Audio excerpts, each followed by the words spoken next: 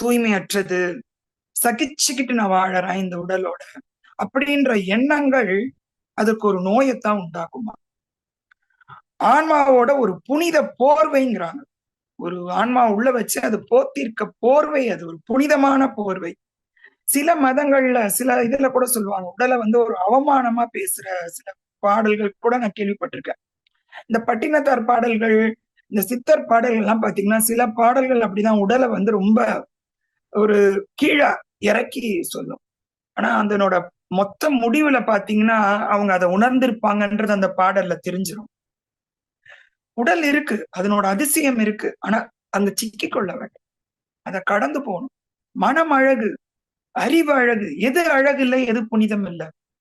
ஆனா அனைத்தையும் கடந்து போனா மட்டும்தான் நம்ம அடுத்த நிலைக்கு போக முடியும். எது புனிதம் எது அழகுன்னா நம்ம அங்க சிக்க வேண்டாம்னு அர்த்தம். அத முதல்ல சொல்லிட்டேனே, தேர்ந்தெடுத்தல் வேண்டாம். ஆனா எதையும் நம்ம வெறுத்தும் ஒதுக்க வேண்டாம், அது ஒரு தேர்ந்தெடுப்பு தான். அதனால அதையும் நம்ம வந்து பண்ணக்கூடாது அந்த தவற. அந்த உடலை நேசிக்க மாட்டேன்னு சொல்றது கூட மிக தவறானது அப்படிங்கிறாங்க. ஏன்னா அது இறை சக்தியின் பிரதிபலிப்பா இருக்கு. அதை நம்ம எப்படி நம்ம நேசிக்காம இருக்க முடியும்?